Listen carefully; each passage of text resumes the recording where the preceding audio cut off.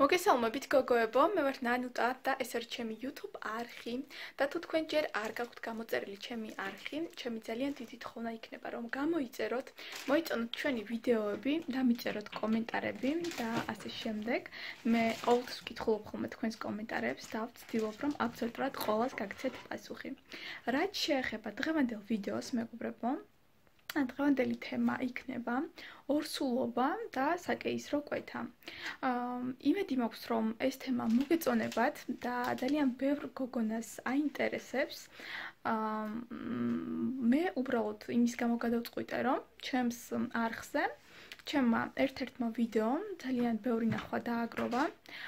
თემა იყო თუ რა უნდა წავიღოთ სამშობიაროში და ეტყობა ინტერესი არის და ამიტომ ვფიქრობ რომ ეს ვიდეოც დააინტერესდებათ იმ გოგონებს, რომლებსაც წინ გელოდებათ საკეისრო კვეთა და დღეს მე მოვყვები ყველაფერს საკეისრო კვეთის შესახებ. მე პირადად, როდესაც ვიყავი ორსულად და წინ მელოდებოდა საკეისრო, ვუყურებდი ხოლმე ესეთ ვიდეოებს. რა თქმა უნდა, ქართულ ენაზე ვერსად ვერაფერი ვერ ვნახე, მაგრამ მადლობა ღმერთს იყო ინგლისურად და მადლობა ღმერთს იყო რუსულად. მე ვუყურებდი და ვითვალისწინებდი ყველაფერს, მაინტერესებდა ყველაფერი და დღეს ყველაფერი კარგად არის. და აქედანვე გეტყვით, მეგობრებო, რომ საკეისრო კვეთაში საშიში არაფერი არ არის და არც ისეთი მტკივნეული არის, როგორც ეს ჩვენ ვსმენია. ბრებო, უყურეთ ბოლომდე ჩემს ვიდეოს და აუცილებლად გაიგებთ ყველაფერს, თუ საერთოდ რა და როგორ ხდება საკეისროს დროს. პირველი, რაც აუცილებლად მინდა ვთქვა, რომ ჩემი ორსულობა იყო გეგმიური ორსულობა. ეს არ იყო დაუგეგმავი, პირიქით, ჩვენ ვიყავით ექიმთან მისულები, სადაც დავგეგმეთ ჩემი ორსულობა. ექიმმა გაგვიკეთა პირველ რიგში ანალიზები, აბსოლუტურად ყველანაირი გამოკვლევა, რაც სჭირდება. რომ შემდეგ მაგალითად აღმოგაჩნდეთ რამე პრობლემა და შემდეგ რომ არ გახდეთ სამკურნალო, ამიტომ წინასწარ გავაკეთეთ ყველაფერი. ასევე ექიმმა, რა თქმა უნდა, აგვიკრძალა ალკოჰოლური სასმელები, თამბაქო, მაგრამ პრინციპში ჩვენ არც ერთს ვეტანებით და არც მეორეს, განსაკუთრებით თამბაქოს საერთოდ არა. ხოლო რაც შეეხება სასმელს, კი ჩვენ გვაქვს მე და ივანს გვაქვს ციკულტურა, სადაც ყოველ შაბათს საღამოს ვსხდებით და ვუყურებთ ფილმს და ვსვავთ ლუდს. მე ჩვენი ეს ტრადიცია ძალიან მომწონს, ასევე ძალიან მიყვარს წითელი ღვინო და მაგალითად რამე ისე დღესასწაულებზე აუცილებლად ვსვავთ წითელ ღვინოს. მაგრამ ეს ყველაფერი ორსულობამდე 3 თვით ადრე, რა თქმა უნდა, ყველაფერი ავკრძალეთ და ცოტა ხანი მოკლედ პაუზაზე გავაჩერეთ. ვსვავდით 3 თვით ადრე, ორივე მეც და ივანიც, ფოლიუმის მჟავას და მაგნი B6. ეს დაგვინიშნა ექიმმა და შემდეგ უკვე შეიძლებოდა ორსულობა. იმის გამო რომ მე მქონდა ცუდი პირველი ორსულობა და ეს ყველაფერი დამთავრდა ცუდად, ამიტომ მეორე ორსულობა გადავწყვიტეთ რომ ყველაფერი იქნებოდა გეგმიური და ძალიანაც სწორად მოვიქეცით, ძალიანაც კარგად მოვიქეცით და ვფიქრობ რომ ალბათ ყველა ადამიანი თუ მაგალითად ანუ რისი თქმა მინდა ის ოჯახები რომლებსაც გინდათ მაგალითად შვილი, მე ვთვლი რომ ჯერ უნდა დაგეგმოთ და შემდეგ უკვე უნდა განახორციელოთ ყველაფერი. თქვენი უსაფრთხოებისთვის და ასევე ბავშვის კარგად ყოფნისთვის. მე ასე ვფიქრობ, არავის არაფერს არ გასწავლით, უბრალოდ ჩემი მწარე გამოცდილებიდან გეუბნებით რომ მე ახლა ესე რომ მოვიქეცი ძალიანაც კმაყოფილი ვარ. პირველი მეგობრებო, რაზეც მინდა ვისაუბრო, ეს არის ორსულობის პირველი ტრიმესტრი.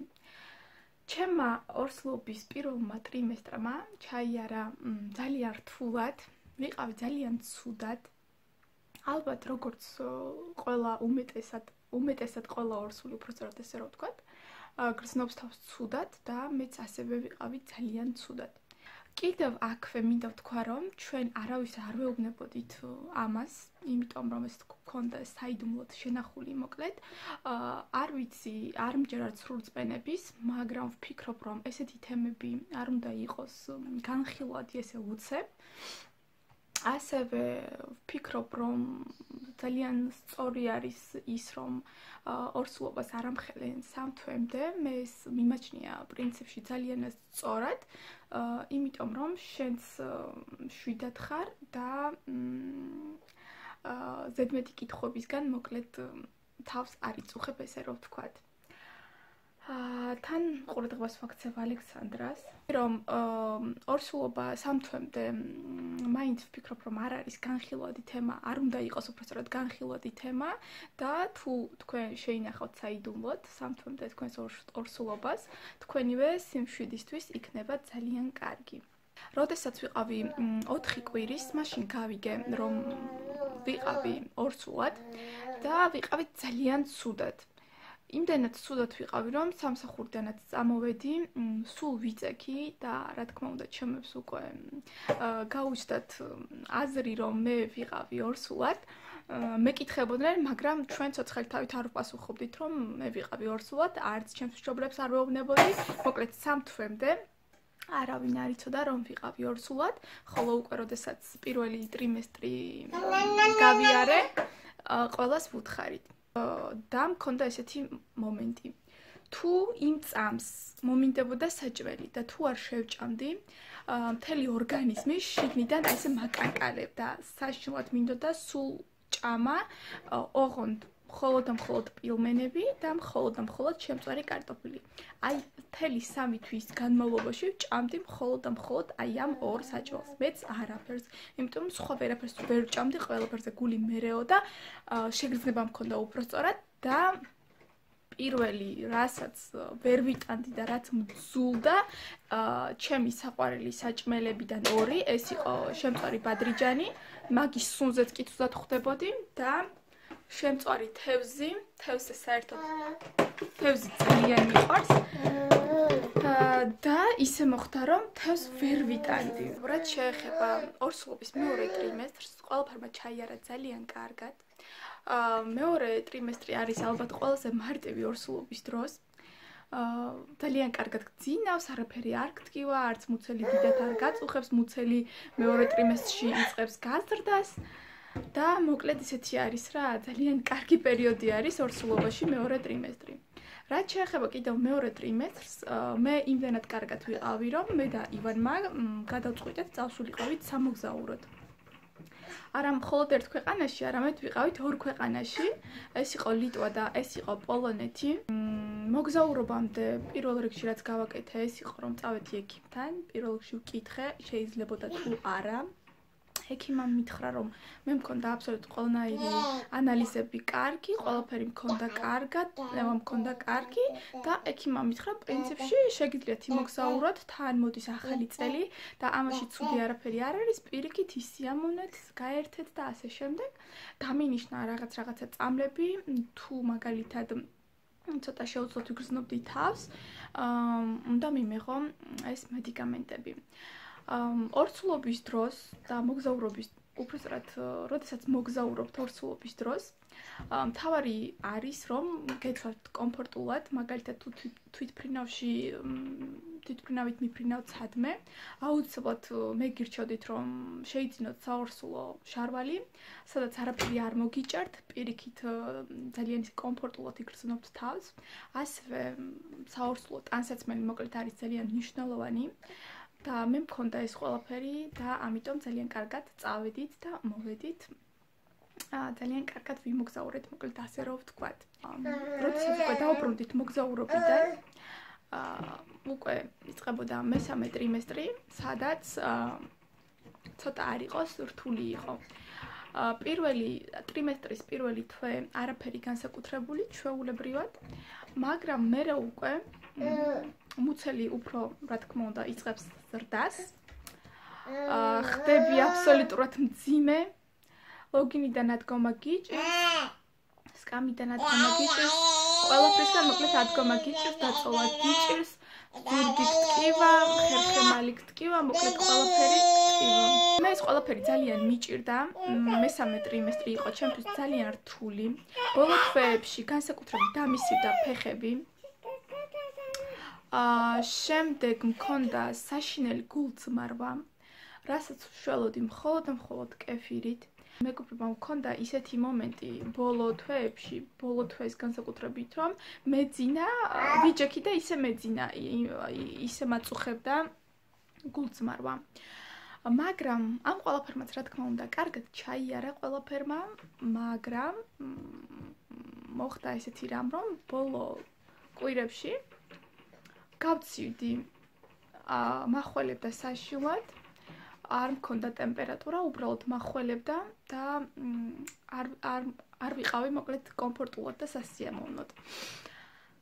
წავედი ჩემს ექიმთან, რა თქმა უნდა, და ექიმა მითხრა, ნანა, მე დღეს შენ გიშვებ სამშობიაროში, იმიტომ რომ შენ გიწევს საკეისრო კვეთა და შენი დახველება არავითარ შემთხვევაში არ შეიძლება, ამიტომ მე შენ დროზე ადრე გიშვებ სამშობიაროში, ეს იყო დაახლოებით 3 კვირით ადრე, ვიდრე უნდა წავსულიყავი მოკლედ სამშობიაროში და აი ესე დაუგეგმავად აბსოლუტურად გამიშვეს ექიმთან სამშობიაროში.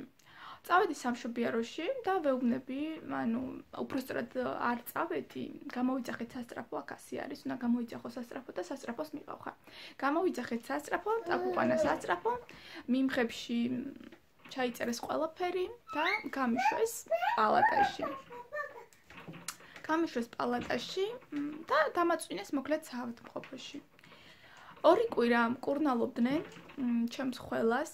არაფერს ისეც განსაკუთრებულს, მაგრამ მაინც ექიმების მეთვალყურეობის ქვეშ ვიყავი და უკვე ვიყავი 39 კვირის და 3 დღის, როდესაც გამიკეთეს საკეისრო კვეთა. რაც შეეხება საკეისრო კვეთას, მეგობრებო, თუ ახლა მიყურებთ ისეთი გოგოები, ვინც მალე უნდა გაიკეთოთ საკეისრო კვეთა და გამშვიდეთ, რომ ამაში კატასტროფული საერთოდ არაფერი არ არის. ისე მეშინოდა სიტყვით ვერ გადმოგცემთ. ძალიან მეშინოდა, მაგრამ რო გამიკეთე საკეისრო კვეთა, იმდენად ყველაფერი კარგად და მარტივად იყო, აღარ მეშინია მეორე შვილის გაჩენის, აი ესე ვიტყვი. მოკლედ, წინა დღისით გამაფრთხილეს, რომ არაფერი არ უნდა მეჭამა, დაახლოებით 3 საათის შემდეგ. მითხრეს, რომ დილას რომ გავიღვიძებდი რაღაც პროცედურებზე, ალბათ თქვენც იცით, რაზეც უნდა წავსულიყავი, მოკლედ.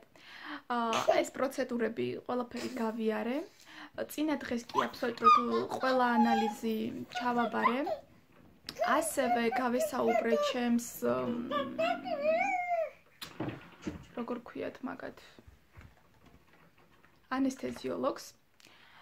მოვიდა ჩემთან გოგონა, ახალგაზრდა, ძალიან კარგი გოგონა, ანესთეზიოლოგი და ვეუბნები, რომ ძალიან გთხოვთ, მე არ მინდა სპინალური გაუტკივარება, მე მინდა რომ დავიძინო და გავიღვიძო უკვე როდესაც ყველაფერი მზად იქნება. და ამ გოგონას გაეცინა და მითხრა, რომ საყვარელო, ეს წინა საუკუნის მეთოდი არის, ახლა ყველაფერი სხვანაირად ხდება, თუ საჭიროებას არ მოითხოვს, მოკლედ საერთო ნარკოს ჩვენ არ ვაკეთებთ. ჩვენ ვაკეთებთ გაუტკივარებას, მოკლედ ხერხემალში.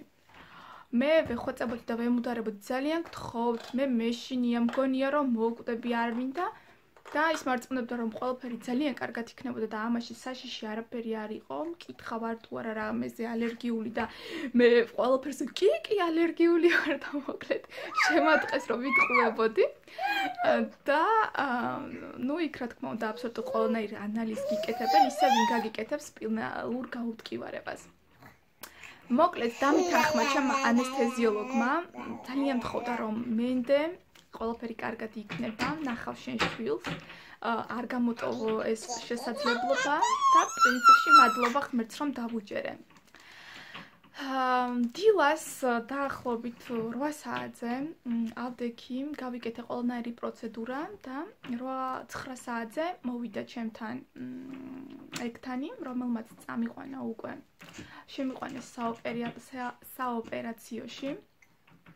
ჩამაწვეს სპეციალური ტანსაცმელი, დამაწვინეს, როგორც ქვია მოკლედ, ლოგინზე და იქვე იყო ჩემი ანესთეზიოლოგი, ჩემმა ერთეს აბსოლუტურად ყველგან ყველაფერი აღწევი მე, მაგრამ მოკლედ ხედავდი როგორ აკონტროლებდნენ ჩემს გულისცემას ეკრანზე, იქ იჯდა სხვა გოგონა, რომელიც აკონტროლებდა ჩემს გულისცემას, ჩემი ანესთეზიოლოგი იჯდა ჩემთან გვერდში და მელაპარაკებოდა, მეკითხებოდა თუ საიდან სად მოვხვდი, როგორ მოვხვდი აქ, სად გავიცანი ჩემი მეუღლე და მოკლედ ამ ყველაფერს მეკითხებოდა და მართავდა, ესე რომ ვთქვათ. ჩემი ოპერაცია დაიწყო მეგობრებო 10 საათზე და 5 წუთში მოკლედ ეს ყველაფერი მოხდა. გამიკეთეს საკეისრო, ამოიყვანეს ალექსანდრა და უბრალოდ ერთადერთი რამაც შემაშინა ეს იყო რომ ექიმმა, რომელიც მიკეთებდა საკეისროს, თქვა რომ ბავშვი იყო პატარა და მე ვიფიქრე რომ ალექსანდრა იყო პატარა, არ ვიცი, მოკლედ ცუდი რაღაცები ვიფიქრე, ესე რომ ვთქვათ და ამას შემაშინა ამიჩქარდა გული, მოკლედ ჩემი გულისცემა, პულსი იყო ძალიან მაღალი და უკვე აი აქ კი გამიკეთეს საერთო ნარკოზი და ვთხოვდი, არა, ჩემი ანესთეზიოლოგი დამშვიდდი, ყველაფერი კარგად არის, დამშვიდდი, თორე დაგაძინებთ და მე უკვე ყველაფერი უკვე გაკეთებული იყო და აღარ მინდოდა დაძინება და ამ გოგონას ვეუბნებოდი, რომ არა, აღარ დამაძინოთ ყველაფერი, აღარ ნერვიულობ, არ დამაძინოთ, ძალიან გთხოვთ და ჩემი ანესთეზი უკვე გვიანი არის და მე გავიტიჩე დამეძინა მოკლედ. დამეძინა, გამეღვიძა უკვე, არა, ჯერ მოვასწარი ალექსანდრას ნახვა, მოიყვანეს ჩემთან ალექსანდრა, ყველაფერი ვნახე, ვაკოცე, როგორც ყოველთვის ყველგან ხდება და უკვე ვეუბნები ექთანს, რომ ანესთეზიოლოგს, რომ აღარ გამიკეთოთ, ძალიან კარგად გრძნობ, მაგრამ ისინი ხედავდნენ, რომ ჩემი პულსი იყო მაინც მაღალი და დამაძინეს. და უკვე გავიღვიძე რეანიმაციაში, ცოტა რეანიმაციაში გტოვებენ 1 დღე და მეც ესე დამტოვეს. რეანიმაციაში დამტოვეს 1 დღე და მეორე დილას უკვე ამიყვანეს პალატაში. მომიყვანეს ალექსანდრა და უკვე ყველაფერი ძალიან კარგად იყო. ტკივილები, რაც შეეხება საკეისროს შემდეგ ტკივილებს, მე არ ვიცი, რატომ ამბობენ გოგოები, რომ ეს არის რაღაც კატასტროფა და ეს არის რაღაც ჯოჯოხეთი. მსგავსი არაფერი არ ყოფილა. ჩვეულებრივ ტკივილს მიყუჩებდნენ ნემსით, კეტანოლის ნემსით და როდესაც ვიწექი რეანიმაციაში, მაშინ კეტანოლს არ მიკეთებდნენ, მაშინ მიკეთებდნენ პარაცეტამოლ. თურმე მეგობრებო, პარაცეტამოლი ტკივილსაც აყუჩებს. მე არ ვიცოდი ეს და ჩემთვის შოკი და აღმოჩენა იყო, როდესაც ექთანმა მითხრა, რომ თქვენ წვეთოვანს გიყენებთ პარაცეტამოლს, ანუ ამით მიყუჩებდნენ ტკივილს. არ მქონია ისეთი ტკივილები, რომ გოგოები რო ამბობენ, რომ ვერ გავიარე და მეორე დღესვე წამოვდექი, ჩვეულებრივ დავიწყე სიარული. მტკიოდა, რა თქმა უნდა, მტკიოდა, მაგრამ ეს არ იყო ისეთი ტკივილი, რომ ფეხზე ვერ ვდგები და მსგავსი სისულელეები. არ ვიცი, შეიძლება ყველას ორგანიზმი ინდივიდუალური არის და ჩემებური არის, მოკლედ ესე რომ ვთქვათ, მაგრამ მე მტკიოდა, მაგრამ ამ ტკივილს ჩვეულებრივ ვუძლებდი. ასევე იქვე იყო ჩემს პალატასთან საყინულეები, სადაც იყო ყინულები სპეციალურ ესეთებში. სადაც ექიმი მაფრთხილებდა, რომ დღის განმავლობაში ყოველ 2 საათში უნდა ახალი ყინული უნდა ამეღო და ნაკერზე უნდა დამედო.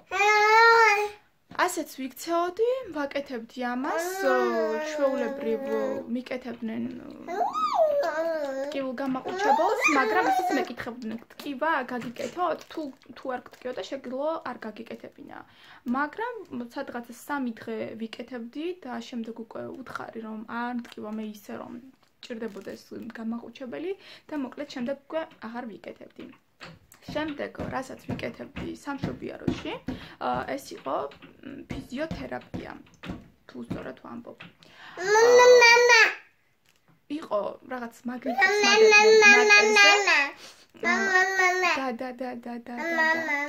ანუ ნაკერზე მადებდნენ მაგნიტებს და კიდევ ჩემს ნაკერს ამით მკურნალობდნენ, მოკლედ უფრო მალე რომ შეხორცებულიყო და რამე გართულება არ წასულიყო. ეს იყო ძალიან კარგი და ამას ვიკეთებდი ყოველთვის. კიდევ რას ვიკეთებდი? ისეც განსაკუთრებულს არაფერს. ალექსანდრა პირველივე დღიდან, ანუ როგორც კი ამიყვანეს პალატაში, ჩავიბარე მე და სულ იყო ჩემთან. ჩვენთან პალატაში შემოდიოდა ექთანი, რომელიც აბსოლუტურად ყველანაირ პროცედურას უტარებდა ალექსანდრას. მგონებო, რომლებიც ახლა მიყურებთ ორსულები და ფიქრობთ, რომ საკეისრო კვეთა არის რაღაც კატასტროფა, გეტყვით, რომ საშიშის საერთოდ არაფერი არ არის. თქვენ გაგიკეთებენ პირველ რიგში უამრავ ანალიზებს, სადაც ექიმი თვითონ იქნება დარწმუნებული, რომ თქვენ ხართ ძალიან კარგად. მეგობრებო, დღეისათვის სულ ეს იყო. იმედია მოგეწონათ ჩემი ვიდეო. ალექსანდრა არის მასხარაობის ხასიათზე. ხოდედი. მოკლედ მეგობრებო, გამოიწერეთ ჩვენი არხი, მოიწონეთ ჩვენი ვიდეოები, დაგვიწერეთ კომენტარები. ჩვენ აბსოლუტურად ყველას კომენტარს ვკითხულობთ. ძალიან დიდი მადლობა თქვენ ესეთი თბილი კომენტარებისთვის. მეგობრებო.